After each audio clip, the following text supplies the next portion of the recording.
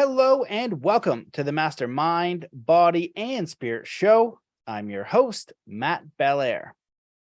For over a decade, today's guest has been mentoring clients in the principles of life mastery and is now the author of the USA Today bestseller, Life Mastery, Personal Progression Toward an Infinite Potential. In Life Mastery, she tells her rags to riches story and explains the principles and tools she used for her own success. Welcome to the show, Sherry Sterling Fernandez. Thanks, Matt. Glad to be here.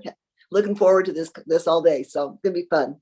Yeah, well, I enjoyed looking at your bio and I enjoyed our little pre-talk that we had. So I'm sure it's going to be a great show. And I think that the title of the book is brilliant. I think life mastery as a topic is always exciting to explore.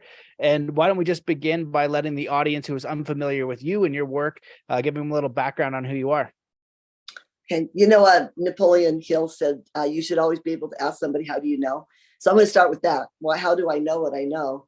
And I'm 67 now. When I was 25-ish, a little bit before, I found myself, my husband, and one child we were so destitute. We had partied away our time up to that point. That it was the 70s and sex, drugs, and rock and roll and all that stuff. And now we wanted a life. We wanted and I had no self-discipline. We had no money. We were working so hard and still just not even making it. But I decided I wanted things, I wanted to be able to, I didn't want to live like that all my life. I wanted that financial freedom. I wanted to be able to have children and still have a really great body like all women do. I wanted the education that I missed, not formally necessarily, but I wanted to learn the things I missed. I wanted to have a deeper spiritual life. I just wanted everything, not everything like, yachts and airplanes, but I wanted everything that was really valuable and good relationships. I had not wanted to be married, but I had this child, and so I got married, and I said, well, I'm going to have a marriage. I wanted the best marriage possible. So I went to town just trying to figure out how to do that and reading and listening to everything I could. My husband was at the same. And the principles that I teach are the things that I've learned over 4 decades. I began to practice them, and then I began to teach them. And I've surpassed all the dreams that I had. I thought I'd be so happy. What I would have settled for then, I have far exceeded in all those areas. I have everything and more that I dreamed of back there when I was 25 because of the principles that I learned, practiced, and now that I teach. I love it. Well, that's a beautiful summary. And now I want you to tell me step by step how to do it, because it sounds like I could do that. Yeah. I'm not going to do it in half an hour, but I could do that. Yeah, well, it sounds like we had a similar path anyway, where I was much a hippie and then, the snowboard towns and things like that, and traveled along. And some people don't go through that stage. They kind of go into the stage of finding security first. And I think it's very similar, if you're finding security, but you're not really looking at, what's most important to you and what your passions are and how you're designing your life. And that's where I feel like life mastery has its beginning, is understanding who you are and what's most important to you. Having a family and all the values on the yacht is great, but if you're focusing on the yacht first and then missing all the other valuable tools, right, once you're on the yacht, you might not be so stoked when you get there. Right. Totally. If you just, when we talk about success, when you say this person's successful, what do you first think of? You think about money. But is this person successful just because they have money or been successful in their career? Not if they had to sell their soul to get there, or they lost their relationships, or their health isn't good, or they only know that one thing, or they can't carry on a conversation. There's so much more to being a human. I loved your introduction. I know you and I are on the same page. You said something about mastery over mind, body, and spirit, I think is how you said that. And that's it, having mastery over ourselves and growing every day in ourself, spiritually, mentally, physically, emotionally, and of course, financially is good too, but only in its place, like everything equal. And we move forward as a whole person that way. Yeah, I absolutely agree. And so for you doing this life coaching and kind of guiding these principles, I'd love for you to speak about them in the book. Was there a moment where you decided that you needed to take all of these principles that you've learned and put them in a book, and then the book went out and it's become very successful, which is great. And so I'd love for you to just talk about the inspiration for the book, and then just, getting into the principles and how we apply them. I never set out to write a book. I never thought that would be something I'd do. seriously, for decades, I've been teaching and speaking in places and classes and groups and workshops and all kinds of things like that. And frequently I'd have people say things like, oh, I could listen to you all day, or you should write a book. I am not going to write a book. That's not me. I'm a speaker. If I can't say it, I can't do it. That's all I can do is talk. But then, life has a way of, the universe, God, however you want to put it, there's some things you're just destined to do. And I did a workshop at the beginning of 2020, and in February of 2020, remember what happened in 2020? It's a bad year. And this is before the whole COVID thing really came to a head. And there was a couple there, and they had taken the workshop, and they had said, and these are people very well respected in our community. I knew of them, I've known of them for a long time. They just haven't taken the workshop. And they said, you should write a book. And I went home and told my husband, he said, really, Sherry, it's time to write a book. We didn't know COVID was going to happen yet. And I was like, well, I guess I could just write what I say, what I speak, teach those same principles, and it should work. And it did, more or less. And the book was meant to be, in a way, it flowed out of me most of the time. There were times I was driven to my knees. I needed some help. But most of the time, it just like flowed out of me.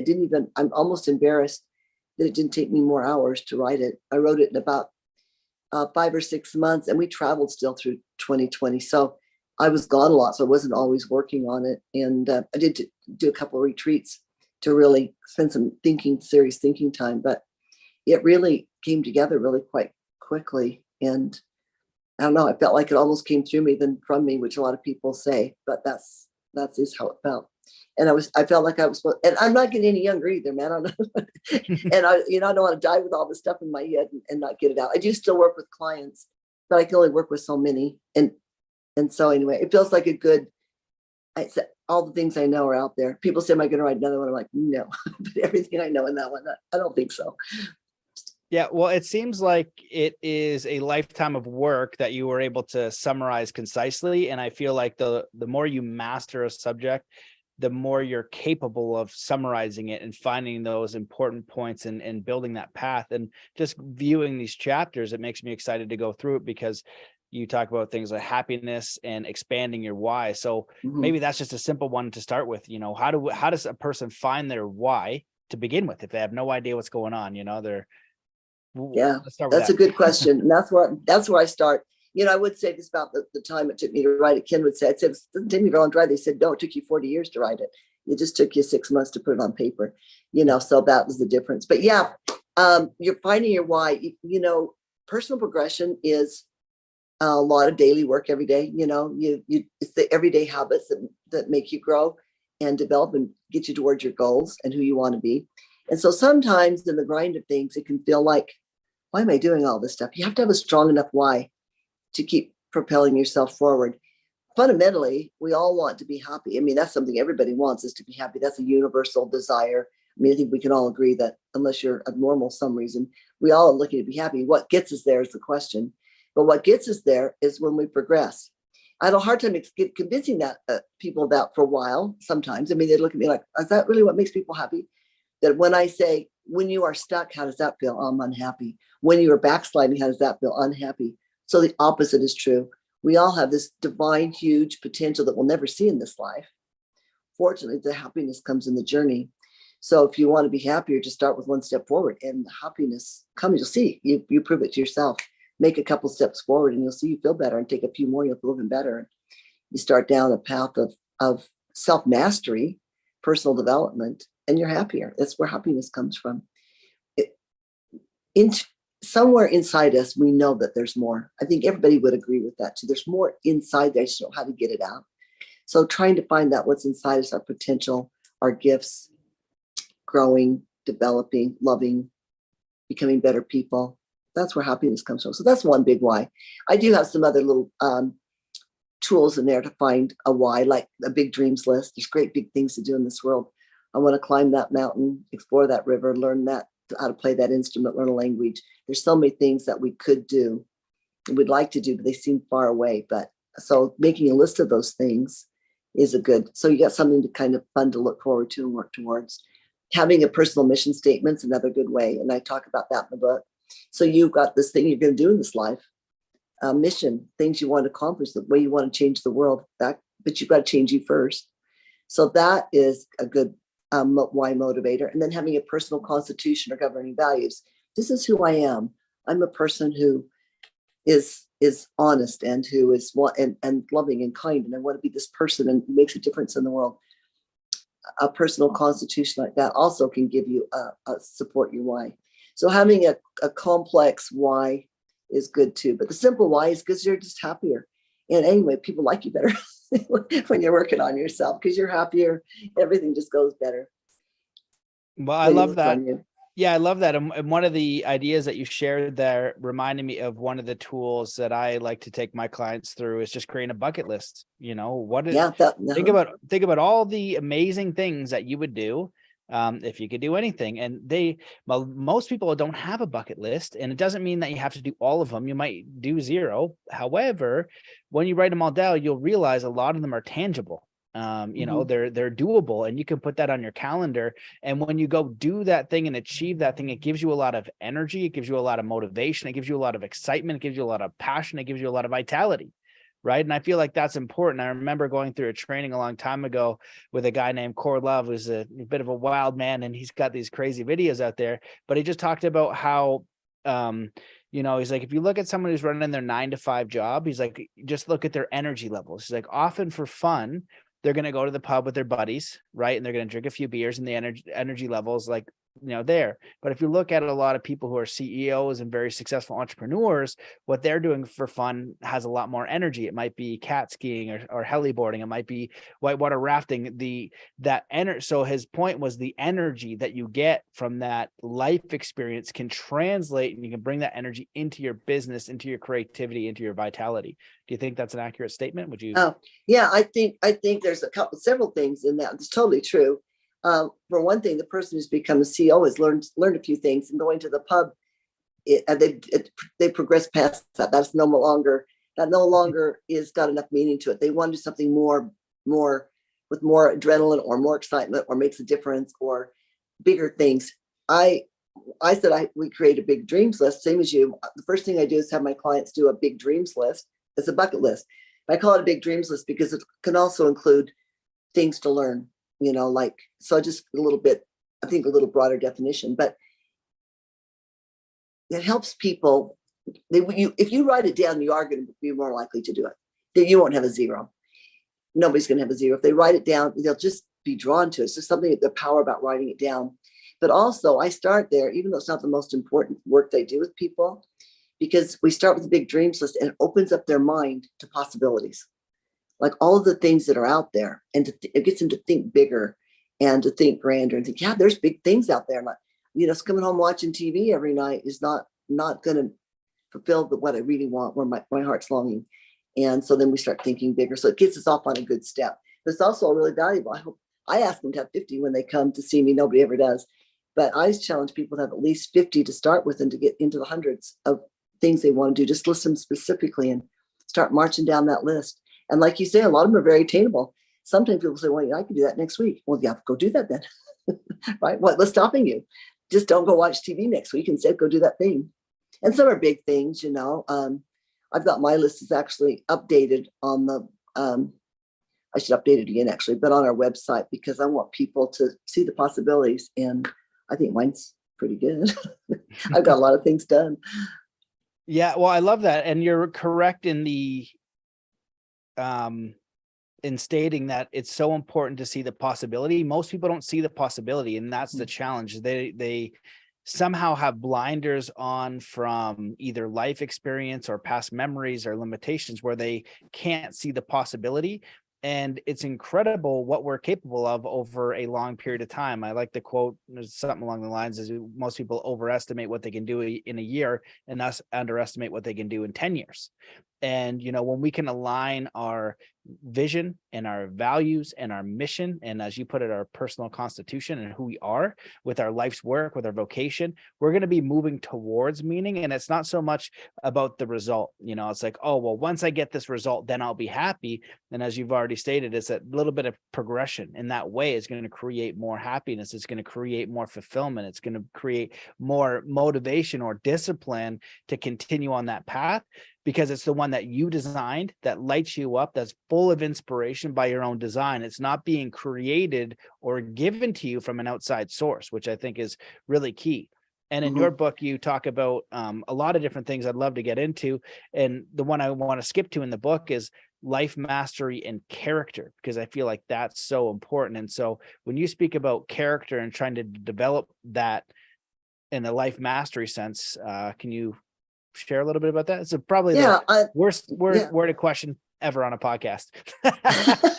No, I'm glad that you actually asked me that, because that's what I have a very tender spot for that particular chapter, because for a long time, and I've got an assessment too, it's also on the website, that I would work with people, and it's 7 areas, and it was 7 areas for 10 years. I did 7 areas of life minus the character one, but I have clients come in and they have trouble getting places on time, for example. I think, okay, we could put that one in, and I try to find a place to put that one, or I could be a little more honest in my speech or whatever it is, and think, okay, let's try to find. And then I said, when I was writing the book, I was just starting the book, and I was working with a client, and I don't remember how it came up. I know somehow he inspired me on that, something he said or did. And I said, you know what? We need to add character to this. I need one more. So I rewrote the assessment, and I was just beginning the book, so I was able to put character in there. But it may be the most important chapter, because we said earlier, if you go after any dream and you sell out your character, then what have you? If I want something so bad that I might be willing to cut a corner or two in my integrity, or cheat somewhere a little bit along the line, or not be totally a person of my word, well, then what do I have? If I'm not completely honest and show integrity and character in my relationships, how deep can they go? Yeah, absolutely. And I think that we can build that character as well as looking at, mentors. And I feel like that's something I'm passionate about as a coach, and where I learned this through martial arts, where you have your parents as an influence, and then you also have your teachers, and then your sport. And a lot of time you're looking at the character of individuals that inspire you, that you want to become. And so even just looking at these characters in history that you enjoyed, like, what is it that I liked about that person? Oh, they achieved this. Well, how did they do it? Oh, they did it through, discipline and hard work and clarity of mind, and what kind of practices they had. It reminds me a little bit of neuro-linguistic programming, right? So I'm looking at excellence. I want to be Michael Jordan. Well, how did he think? Linguistic, what did he say? What did he speak about basketball? And programming, what were his habits? And so then we can model those things, and we kind of create the person that we want to be. And it has to be through character, right? It has to be through all of those different things. And the other side of that too is that, if you're of strong moral character and your life is in alignment with your family and all these other areas of life that are so important. And in the book, you talk about health. So I'm sure health is in there. Your body is vibrant and you feel good. It's going to be less important, that trophy that you want in the sports analogy, or the championship, because you can be whole, happy, and harmonious in the process, in the pursuit of your growth. Because if you get that achievement, whether it's business, oh, I've got the money amount that I wanted, I got the house I wanted, I got the trophy I wanted.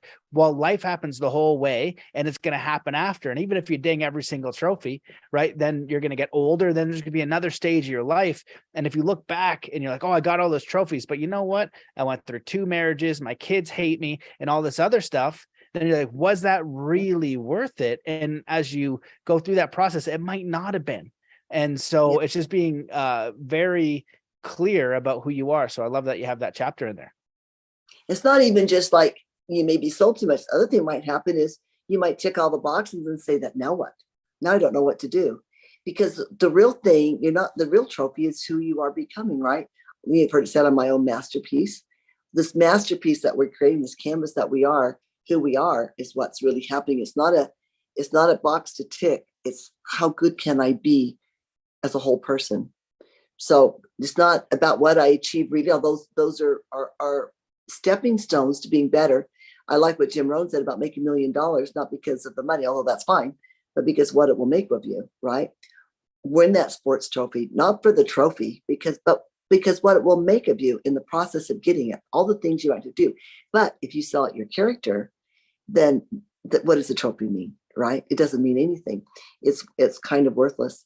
Thinking about the character too, and I think I might have said this in the book, but I can't remember. Some I say a lot of things. I think it was in the book, but maybe not. But we're really drawn to strength. People of strength, spiritual strength, physical strength. I tell a story about one of my trainers and how we were just in awe of her physical strength in a real way, not in a Baywatch way, but in a way, and how we just couldn't take her when she was doing push-ups. It was just, it's kind of story that's in there. But any area where people are strong, we admire it. But I don't think we admire anything more than a person of character. And we don't have a lot of those. And it's harder. You think, oh, well, I'm an honest person. Well, is every single thing you say is exactly as it is? It's harder to be a person. Do you always show up on time? Do you always show up? Do you work hard to say the right thing and put other people first? This development of character is hard. It takes a lot of looking at yourself in the mirror and being really honest with yourself and saying, maybe I'm not all that I think I am. Maybe there's some work still to be done here, which is true of every area, right? There's always something to be done in all 8 areas. Yeah, absolutely. And I love that you brought up that Jim Rohn quote, because I didn't know who said it, but I was reminded of that quote. It's the person you become on the path of becoming a millionaire. Yeah. And I've said this before too. One of my very, very successful friends, one of the richest guy I know, is worth all the millions of dollars in multiple ways. And he said, you could take everything from me tomorrow, but I could build it again, because he learned what it took or what it takes to be a millionaire, to be successful, to give value, to build a business. He has all those tools now. Nobody can take it from him. They can take his bank account, but he can just build it up again. So he's developed that character. And in your book, you go through, physical mastery, which is, I think, is important, and relationships, which is also important. But for the sake of time, I want to dive into your view on spiritual self and spiritual mastery, and then maybe we'll go into some of the other ones. But in your view, what does that entail? How do we create a spiritual connection, and how do we find mastery with that connection? I'm glad you asked about that one, because that's my other favorite chapter. Those are, and they were the there was the second one and the 8th one that I wrote. I really loved the chapter that I wrote on spirituality. I just loved writing it. We are, it's an old saying, we're not physical beings having spiritual experiences, but spiritual beings having physical experiences. I think it's so true. I think most of us can agree that we have existed long before we got a brain and a body. We've always existed. Somehow getting in touch with that inner self. It's really important to our peace and well-being. And I think that eventually, as we move forward, even if a person may be listening to this podcast that got know about spirituality for me, but in my experience, as people start moving forward, they start to lean into the spirituality a little bit more. I had clients, I remember one in particular, but I've had more than one, who, when they started, I had a fitness business for 9 years, and in that it was intense, and we were really hands-on and offered other options for personal development besides the fitness. It was a super good program, other than the money. The rest of it was super good.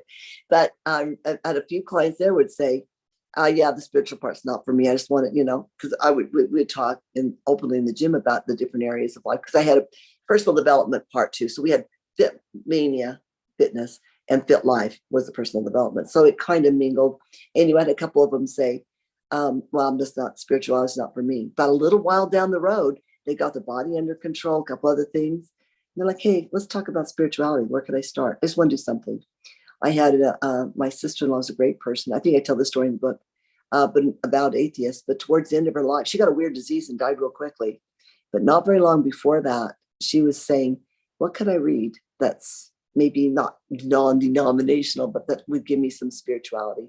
So I think eventually, as people progress, we're all going to start leaning into that spiritual aspect. We'll start to feel that longing. You see it a lot of older people will start to lean into spirituality as they get older, because you start to see there's got to be more to this life than just the physical self and what I can see. And of course there is.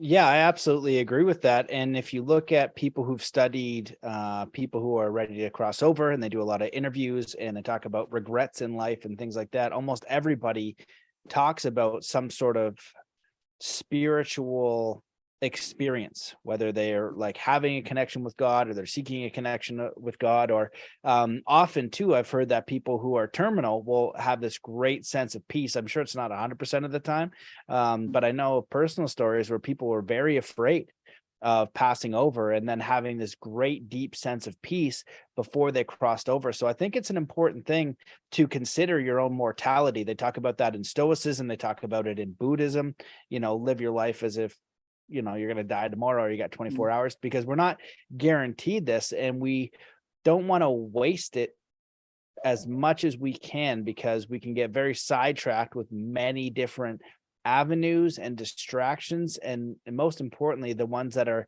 driving us towards fear and self-doubt and all these things that are not very helpful for living a fulfilling life. So maybe you could talk on that a little bit of how does a person overcome that aspect of this unworthiness, like they're kind of lost, they feel unworthy, there's imposter syndrome or fear. And that's what the external world is really pounding us with a lot of the time, whether it's political or it's financial or it's, all the theater of the last couple of years with COVID and everything else going on.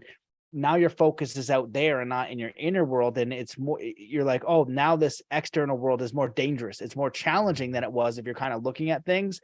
And I'm of the mind that you should be aware of what's going on out there, so you're not blindsided, but not consumed by it. And that can be very challenging, that balance of what you take into your life, so you can make good decisions and be aware of reality as it is, but not let it consume you, and then move towards creation so you can navigate potential challenges. Yeah, several things in what you said I think are super valuable. One thing about the fear, you will notice that people who are have a sense of spirituality, whatever, however that works for them, but that really a sense that, well, first of all, let me start. This is a great quote I like by one wise man. He said, "We're like goldfish in a bowl, mindless of who puts in the pellets." And we are really living in a fishbowl in this giant planet. We think we know what's happening around us. We think we understand what this is around us, but you stop and think, I mean, really, what is going on? You can take the smallest little piece of earth and find a whole planet worth of stuff in there. I mean, this is so complicated, and there's so much out there, and we think our little fishbowl is what life is about. But what I've observed, and just as, I mean, you might get some feedback on this one, but I think it's true that people who have some sense of spirituality, some sense that the world is bigger than themselves and their little fishbowl, knowing that there's more out there, however little we might know about it, and some contact with that source, and however you determine it, we'll call it God, or we can call it being, or however, whatever that force out there, some sense of spirituality, those people experience less fear, whether it's in combat or it's in COVID or it's just out on the streets. You're not finding people who have great faith and sincere. I don't mean just some blind faith, but real, have sincerely sought spirituality, being fearful people. You're not going to see Eckhart Tolle worrying about going out on the streets if he's going to die, or worrying if COVID's going to kill him. But people like who really, and that was a really extreme example, but I think it's, you don't have more to believe in. The world is a scary place. But when you see it's bigger, and there's somebody's in charge, but not me. I don't have to be in charge because somebody else is there. There's a lot of peace in that. Yeah, I absolutely agree. Going beyond yourself and your own internal motivations, thinking from the concept that I'm here to give something back. I'm here to be a part of creation. And what can I do to help? What can I do to support this thing? And I remember from a very young age, I always thought, okay, well, I'm fine. I have nothing to worry about. If something's going to happen, it's going to be out of my control. That's like, God is going to do it to me. And, they're like, be scared of germs, be scared. I was never worried about any of those things. It's like that part is kind of not up to me. And I've had many near-death experiences, 5 or 6 or something stupid. And so I am certain that I'm here until God wants me to basically not be here. Otherwise I take my own life, which I'm not planning on doing, and I won't do. I'm going to be taken out when I'm supposed to be taken out, because otherwise I already would have. And I know of so many stories and some personal experiences where people left this planet very unexpected, right? There was no rhyme or reason for it. So in the olden days, they used to say, I'll see you then, God willing, or something, because it was more common for people to pass earlier. Mm-hmm. So it's important to recognize that if we can have that spiritual connection to something greater, like I like the idea that I was created by something, because if you go to the atheist understanding, it's like, well, there is nothing and it's all meaningless. But if there is a big divine creator, a God, and I was created, then I'm here on purpose.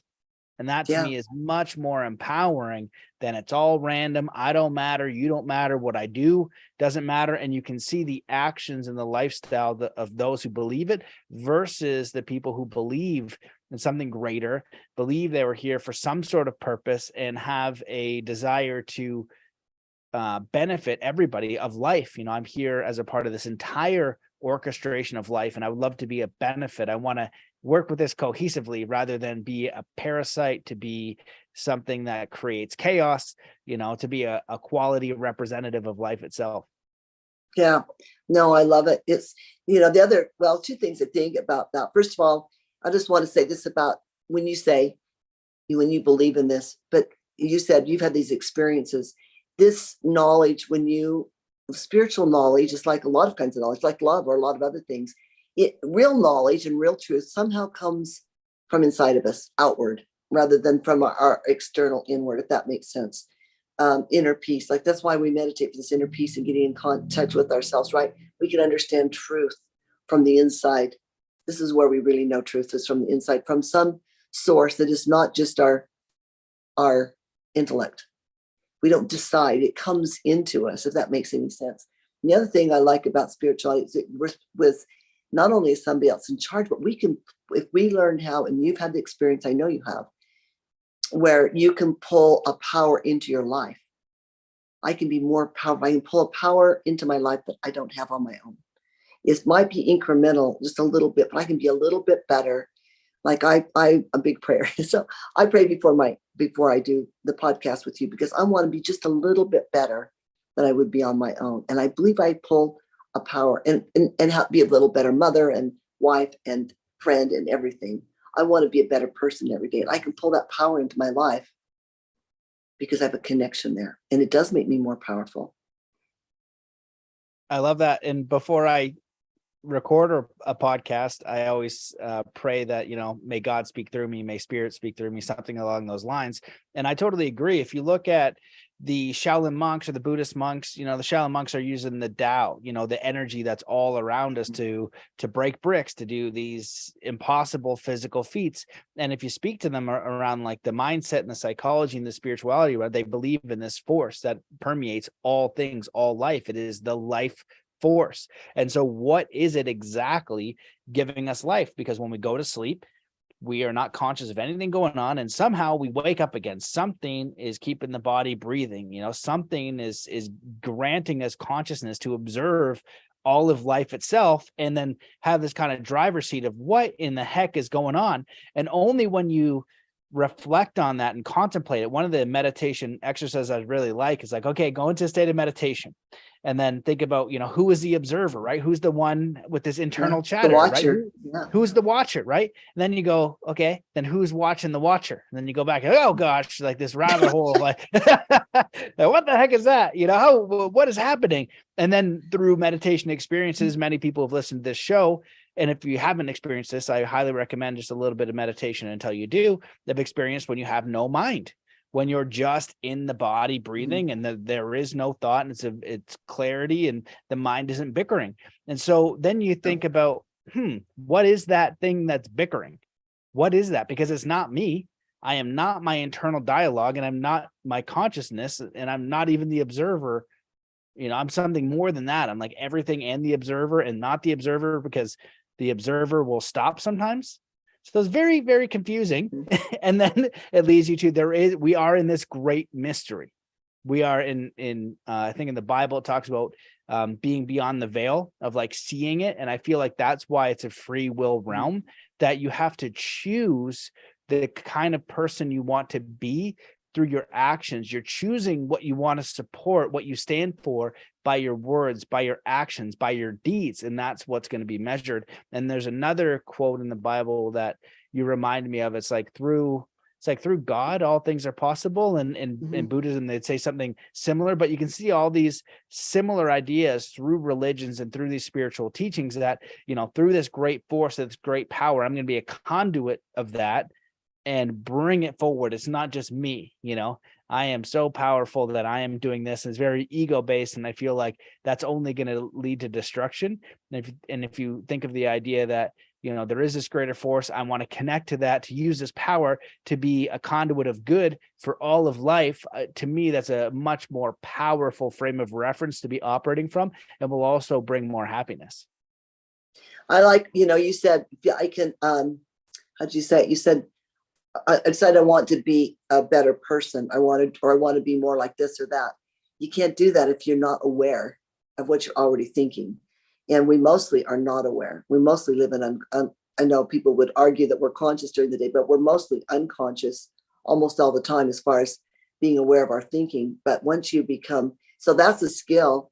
That meditation thing is super powerful. It's a skill that gets us control of our helps us see what we're thinking, be the watcher, to see what we're thinking so we can think differently. But mostly we just think unconsciously and we let the brain take over. If we existed before and we're going to exist again, we didn't have our brain before, and brain's not going with us. It's staying in the grave, right? So there's something more to us than this brain, but our brain, we kind of worship the brain. I don't know what, we worship the intellect, which is good and super good tool. But to become aware of our thinking in meditation, which is not to listen to some nice thing on an app, it's to be really, how did you put it? Aware of our thoughts and feel the energy inside ourselves and the power inside ourselves. We have so much power. I was able to, I told you I was going to get too far off the track, but I'm going to tell you this one thing, because somebody's going to roll their eyes, but I promise this is true. And I'm really not a fanatic. I totally believe in medical science, but I had all of this pain after I left my business. And it was weird because I've been physically fit all my life. Mostly all my life. I had a couple, I gained a little weight once and a few times in there, but I've been active all my life and healthy all my life. And I had all this pain and I couldn't find out. All of a sudden I couldn't run across the street. It was just weird. And some of it I could find a source to, some of it I could not. I healed myself from that pain through meditation, because once I became aware of what I was thinking when I had the pain, you bring up to a conscious level, and then you can let it go. And it was fairly instantaneous. I'd say, does that make sense? Have you done that? Anyway, I 100% know what you're talking about. And I'm glad that you shared that story. I've heard of many people do something similar. And for me, when I learned about self-healing, when I would get headaches a lot, and I would get strep throat twice a year. And then when I learned, okay, when I feel this, I'm going to go meditate and see if I can make it go away. And so first time I tried it, it worked. And I didn't get sick for about 10 years. I have been getting sick here and there over the last couple of years, which has made me very curious. I can't understand why yet. And it's very odd where I'll actually be, ill for a few days and I can't meditate it away. However, I have done it for most of my life. So, and I know of other people who've done that. Dr. Joe Dispenza's work, something similar. And the idea of the power of prayer, I think, is so important. And I'm glad you shared that story. We've heard lots of crazy stories on here, but it just shows again, like, this power that's beyond us is infinite. It can do anything. People all around the world have experienced miracles that they cannot explain. And if you have open ears and an open heart for it, I guarantee everybody knows a person who has had a miracle, or they've had one in their own life where something unexplainable happened.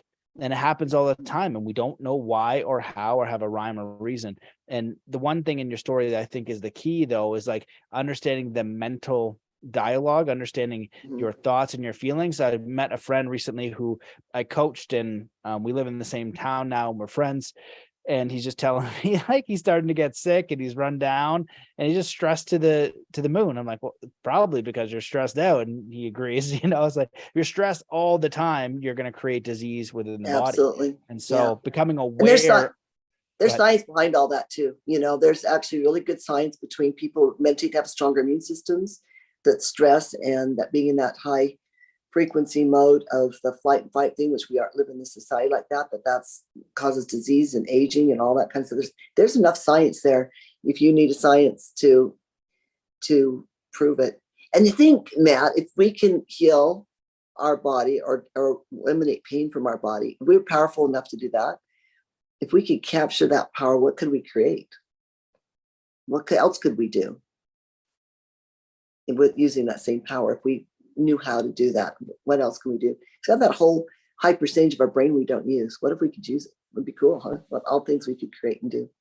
Yeah, 100%. And with that, I like the distinction, because I used to say that, and I've been kind of saying the same force of like, what could the creator or God do through us? If we're getting that energy all the time, and maybe we have to be worthy of it to create something beautiful and spectacular. And I feel like the more we know ourselves, what's most important to us, if we write it down and can communicate it and become the character we want to be, then that force comes through and creates it for us, because it helps everybody else.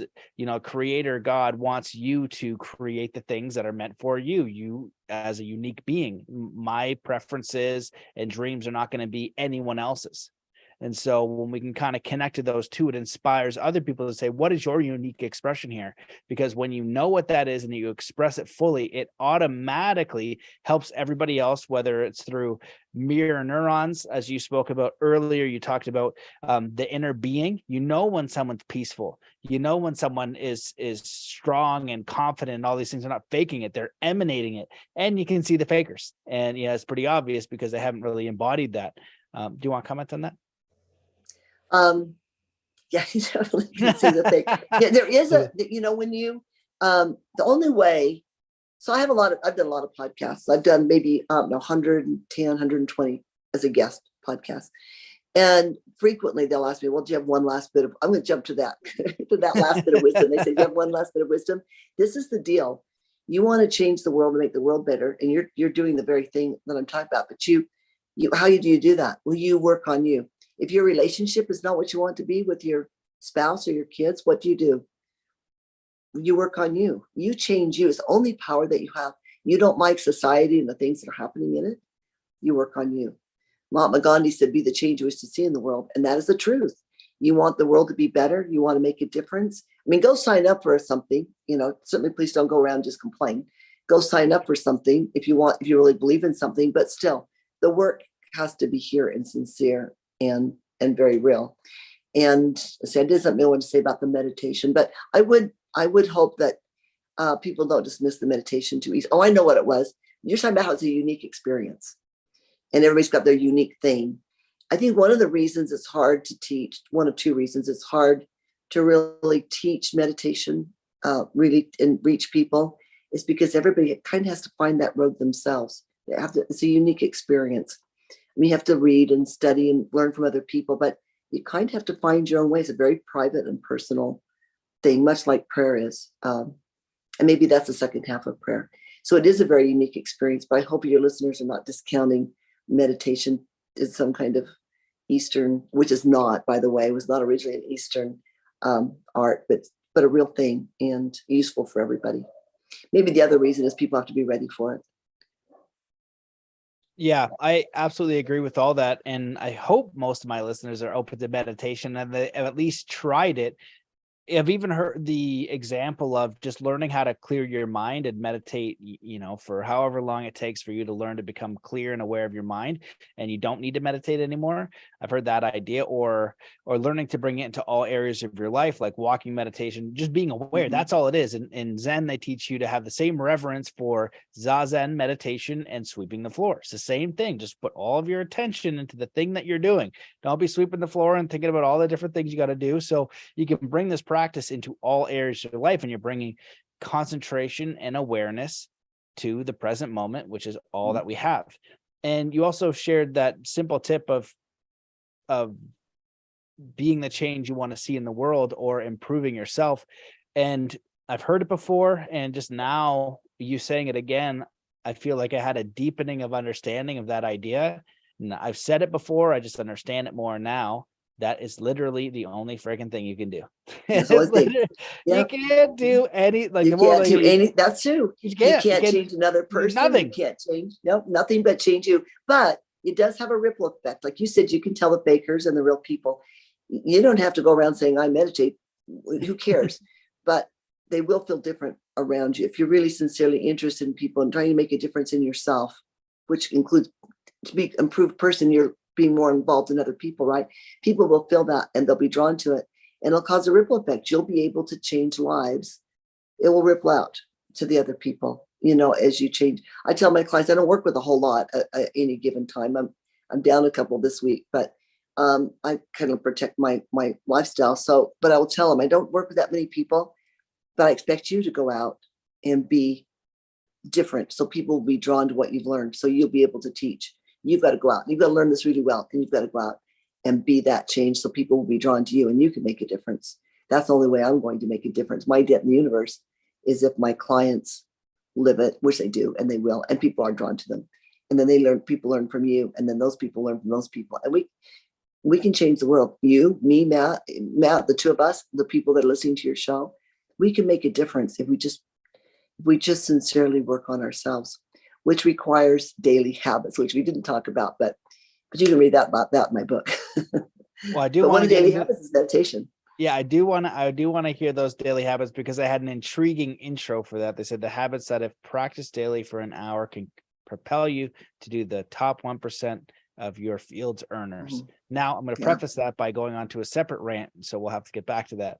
When you're talking about being the example, it's so true, and I don't think people see the scale of how embodiment can transform and affect thousands of people, because you've got your family unit that will witness your transformation and your level of being an embodiment. You have your coworkers, you have everyone you ever come into contact with, you have all of your social settings. And so the interesting thing about spirituality and mindset and embodiment of your way of being, or vibration, or whatever you want to call it, is not physical. So people can tend not to give it the importance or reverence it deserves. And so if you just imagine, it's the easiest example that I share all the time. Everyone is, well over 300 pounds. Everybody has a terrible diet. They have no energy. They're, and it's just physical, that's going to lead into grumpiness and all these other things, because your body's not feeling 100%. You don't feel vital. Well, if you were just the person that got in shape, that exercise, that showed other people in every scenario that, whoa, I didn't even know a body could look like that. Oh, that's just for one person. And then all of a sudden it's 10% of people, and then it's 15% of people, then it's 20% of people. So you take that, and then everyone that is, haven't mastered the physical body, now they're starting to see that not only is it possible, other people are doing it. And then you do it, and then everyone around you is like, how did you do that? Now we take this to the spiritual, mental, emotional embodiment sense. You can't see it, but you can feel it, and you know it, and when someone transforms. And so it's learning to embody these principles that you learn along the way around compassion and kindness and happiness and joy in your own journey. So you'll have more intrinsic joy, you'll have more intrinsic compassion and patience, and people will see that and they'll say, that person is more peaceful, they're more happy. I wonder what has changed. And that, to me, is just as important as the physical example, because that's what we're dealing with in this world. It says in the Bible, we don't wrestle with principalities in flesh and blood, we wrestle with spirits, or something like that. And the more I get older and get into some weird stuff and meditation, it just seems to be a very spiritual game, because it was mental at first when I learned, like, how do people just become hypnotized kind of drones, where they just go through life, they don't question anything, and they just get a job, and then they do that forever, and they never figure out who they are. It always confused me. And then I learned about propaganda and how you can insert ideas and really effectively manipulate people to do certain things, whether it's one-on-one sales, whether it's direct hypnosis, whether it's mass persuasion. All of these things are very, very effective. Now, at the final scale of that, it does seem like a spiritual influence that is taking you away from yourself and a connection with God into something else, into materialism, into selfishness, into ego, into competition. And that's a very low state of being. And so if we can come back to the other side and learn how to embody that, you're going to increase your faith, your spiritual connection, your happiness, and all of the other traits that go along with it. Yeah, that was a mouthful. I think the only thing I'd add to that is that this physical and spiritual are connected for future, for progress, this body and the spirit. But in the end, it's all going to be spiritual, isn't it? In the end. But no, very well said, Matt. I couldn't agree more. I appreciate that. Yeah. And I agree with the physical and spiritual. That's martial arts 101. And if you're struggling to have a spiritual connection, go get fit first. It's Mhm. body. Yeah, They say in martial arts, they say the body is the easiest thing to master. Then it's the yeah, mind. Although it's like the mind and body, everything's always working together. And then you master the body, you just make it do it. And then you're starting to master the mind, because the mind is getting the body to show up to do the exercises. And then you create all of these mental capabilities you didn't have before, and then that leads into the spiritual, that next door that opens up, and they all work together synergistically and beautifully, and it's a scale. So you have to start with the body. You have yeah, to. And absolutely. When I had I actually, so just another little bit about me. I had 6 children. So I raised wow, those good for kids, you. and then I started, I taught them all these things, I hope, or most of them, some things I've learned since. But then I started a fitness business. And when I went into it, I felt like if you could, because I mean, spirituality was important to me. I think my attitude was, get yourself in order spiritually so you can call upon the powers of heaven to help you with this physical thing. But it didn't take me very long at the gym to realize that when people start getting that, it started with the physical. It starts with the body, getting the body in shape. And then not only is that the best place to start and to learn habits, because you can measure the things that you're changing, right? And so you can learn different skills and disciplines starting there, and then you want to see what else you can do. But for whatever reason, it's so right. It just starts with the body, mastering the body for whatever reason. But that is where you start. And once you do that, I had a client leave she'd been with me for a little while. She said, I'm going to try to go solo now, which she was totally capable of. And she said, I only have one question. What happens when I get where I'm really good at all these things, where I can the habits and some things like that? And I've got all these things done. Then what am I going to do? I said, oh, don't you worry. The more you do, the more you'll want to do. It will just grow. You start on this little narrow path that just opens up so wide. The more you can do, the more you do, the more you'll want to do. You'll have so many new goals and dreams, you won't even believe it. So, and that's how it is, right? You get the physical down, then you're like, what else can I do? Okay, now what else can I do? Now what else can I do? 100%. Yeah, I I don't think you agree. could meditate without some sense of your body and some fitness in self. You don't have to wait till you're perfectly fit to meditate, of course, but I think you do need that body awareness to be able to do it. 100%. And to go deeper, you can do it, and you should, whatever stage you are. Just do not neglect the body. And if you want to meditate and you're out of shape, go for a walk and up a hill until you're exhausted, and you will be in a steady meditation. Mark Divine, who wrote The Unbeatable Mind, is a Navy SEAL, just talks about that. One of his best strategies for people to bring them into this state, I just exhaust them, because in the state of exhaustion, you are not thinking, you are just trying to get to that next level. And that's what they taught me in the Shaolin monks, to push my body. So whenever they put me to a state of exhaustion, which was freaking always, I wasn't thinking about anything. I was just trying to survive, in Yeah. the very present moment, to getting through it. But then, I've heard some very interesting stories about the masters going by and like shooting energy. One of the guys tells this story of one of the guys. He said he was exhausted and he went down the line. He just did a little shrug with his shoulder. And then all of a sudden the student kind of popped up, and he goes, I looked at the master. He saw that I noticed what happened, and then he just looked down and looked away. And he's like, I still don't know what happened, but it was very weird that I saw him do that. Then the student perk up, like, what the heck? But the level of training that these masters do, it makes you wonder what is possible. And then on the flip side, I've learned about a lot of charlatans which do certain things. However, what is the level? What are we capable of? Because the other example I give is, someone who can deadlift 1,000 pounds. A human being should not be able to pick up 1,000 friggin' pounds. That is way too many pounds. But if you look at now, there's many people who can do that. But how do they do it? It's over a lifetime of a process to get to something that is unbelievable. So what if you are integrating the mental, the spiritual, and the physical? What becomes possible? And I feel like that's why I was so interested in visiting the Shaolin monks, because to me, it was that integration. I hadn't seen any other set of people do that. You got your yogis, but they're more sitting in meditation and doing some stretches, where the Shaolin monks were just a little bit more intense, a little bit more aligned with my personality. And so just, you see them do these amazing things. So do you want to comment on that, or I want to ask you about Yeah, I would just say that, yes, the human possibility Remember all the old thing about the 4-minute mile? Nobody could, break the 4-minute mile. Yes. Now Yep. everyday athletes break the 4-minute mile. We have so much potential. What limits us mostly is our mental, our thinking is what limits us. But we are infinite in potential. We'll not in this life tap into all of our potential. Now, we all got the potential to lift 1,000 pounds? Maybe not, but we all have some kinds of potential that we can't even begin to tap out our potential, especially when we get the alignment of body and mind. We can heal our pain. I ask people sometimes when they're wondering about this healing your pain, I said, do you believe that people can create cancer by negative thinking? Everybody believes you can. Well, then why can't you believe that you could cure? Don't just go cure cancer with your brain. Go to the doctor. I'm not that, why couldn't you though? I think you could. I'm just not giving that advice.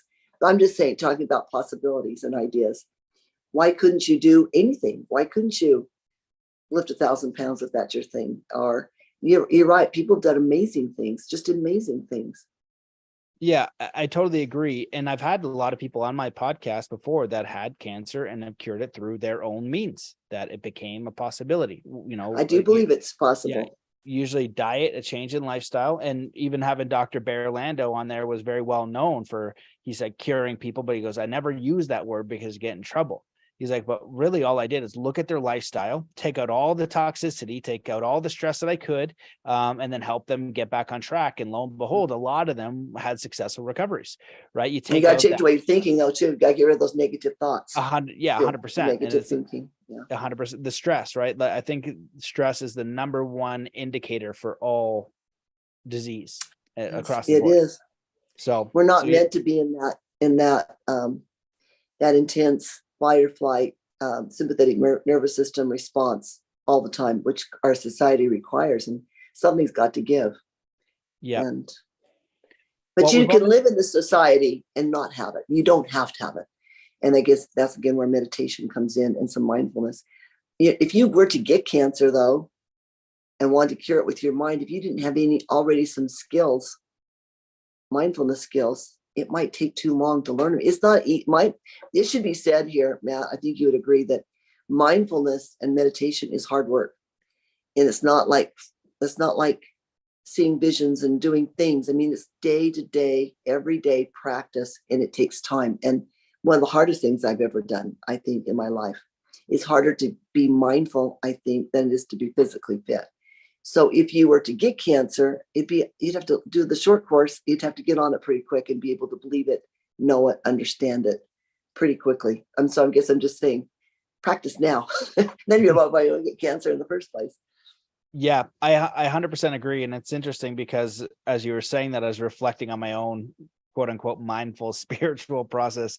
And it is just a constant effort and a constant practice that you commit to. That's it. And it's not the bells and whistles of enlightenment, which I was drawn to. I thought, oh, well, I'm going to have a mind like the Buddha, or my consciousness is going to shift and I'll know maybe everything, I don't know. It just seemed very glamorous, very sparkly. And it is not that. It is boring. It is tedious. It is painful. It is repetitive. It is annoying. It is looking at parts of yourself you don't want to see. And it's doing that constantly. It's feeling the ick. And that's maybe one of the challenging parts I've seen when I'm coaching certain people or talking to people who I see repeatedly do things that harm other people and they don't want to take accountability. They don't want the ickiness of the feeling of the responsibility, right? Yeah. Because, you go and you hit someone with your car and you're like, oh gosh, like you feel terrible. You're like, oh shoot, or if you did something worse, you broke someone's leg there and you'd be like, you would feel terrible. Or you go the opposite way, which some people do, where they feel like nothing because like, oh, you're, your fault, whatever, you're losing. I'm not going to feel any of that in there. And so you kind of you have to take responsibility for everything you do in your life, which is a huge task. It's a very huge task to take that level of responsibility. And most people are not ready for that. So I appreciate that distinction. I'd also add, I just would like to add a caution in this because that is true, all true. But one thing that I think that trips people up, and I just like to give this tip for anybody's thinking about it, not to judge your thoughts, to be able to be aware and look at them without judging them. I had a few things, some thinking that I tried to get over. I tried to pray away. I tried to think away. I tried to discipline away. And through meditation, I've been able to get rid of them. it still comes up. There's some ways of thinking that come up. It was about a relationship, but I would bring up the thoughts would come up again. I think, why am I thinking this? I'm such a bad person. Why keep thinking these thoughts about this person?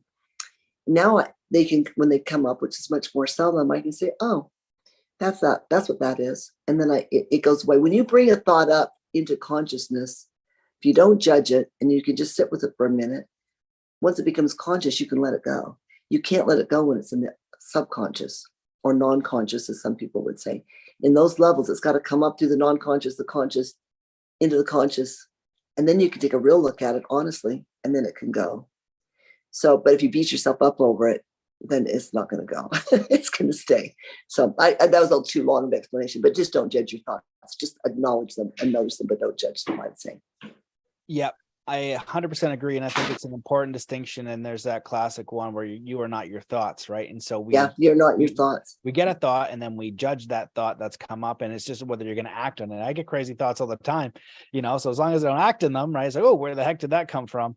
But then the judging yourself, then it's into self-loathing and lack of self-worth and all these different negative patterns that can arise from that one thing. So I think that's a great point to bring up for people.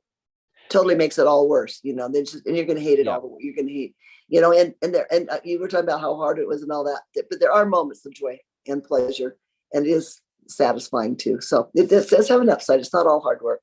I'm glad you brought that up too, because the experiences of oneness with God, which I was going for, I had during meditation. I had them. I've had, but it's not like I get it every day. 90% of the meditations are challenging. However, the glimpses you get make it all worth it, and the growing you get in your mindset and your capabilities make it all worth it. And there's something greater. There's no way you can convince me that there is no creator. It's not possible, because I've experienced it directly multiple times. It's just right. We'd have a whole conversation on that, huh? Yeah, because I'd say this is the thing about meditation, prayer, spiritual things, physical things. Like a workout, you can enjoy a pretty good workout most days. So you have some days that aren't so good, but spiritual things, it's like you said, you don't have that spiritual experience every time you meditate, but you don't know which time you're going to have it. So you do it day after day after day. And then one day you have the spiritual experience, right? And then you go back, and that's great, but you don't know which day. So if you don't do it every day, you're never ever going to get it. Prayer, you pray maybe day after day after day after day.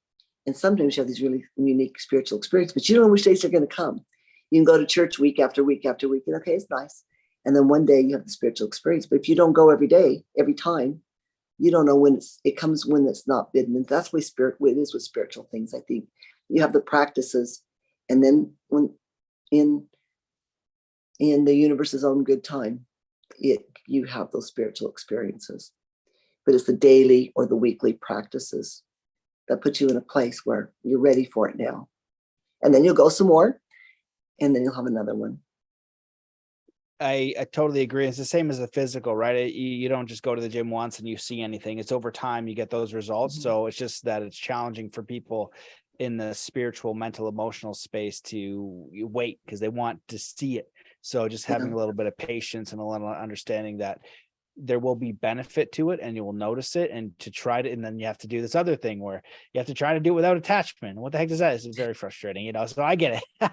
Well, I've only got a few minutes left, but I got to ask you about these habits. Tell us about the habits before I got to go. So what are these most important habits that you've learned through your experiences in your coaching that can help us improve our lives? That's my big jam in coaching, is helping people develop daily habits, and they pick their own, but everyone's going to choose. They'll have a few additional ones, but we all need to do something mental, physical, spiritual every day. Some habits that feed our mind, feed our body, feed our soul every day. But it's the daily, I teach tracking. You track your habits. I provide a tracking sheet to my clients. I give them away on my website. Every website I've ever had for every business I've ever had, I've given away. So you can get those at lifemasteryinfo.com. They're a tracking sheet where you list your habits here down the side. It's like a calendar. And then the days of the month are across the top, and you just check them off as you do them. And so they're going to be things like, you pick your own, but pick something spiritual. Maybe it's prayer, maybe it's meditation, a workout, maybe it's the way you eat, maybe you want to drink more water, reading. So at least minimally should be something educational, a physical activity. and something spiritual. That's at least 3 things like that. And then you can add the other things. I've had people add, I start with, besides something in those 3, flossing their teeth or drinking more water or saying something nice to somebody every day, things like that. But I'm a big believer in the habits that you develop every day. And I've been doing this for 40 years.